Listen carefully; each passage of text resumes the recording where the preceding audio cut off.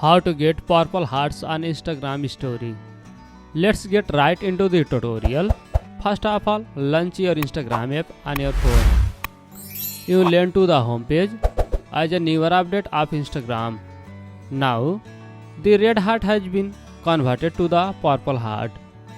When you uploaded a new story and if someone like your story, it's gonna appear in the purple color. You can see that. So in case you wanna send purple heart to anyone, head over to their story, open it.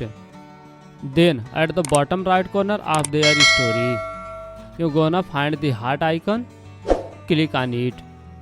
After it turns red, you have sent the purple heart to the person. The person will be receiving purple heart instead of the red heart, just like this. So this way you can easily get purple heart on Instagram. So that's our wrap for this video. If this guide was helpful, please give it a thumbs up, subscribe to our channel for more tutorials. Thanks for watching and I will see you in the next video.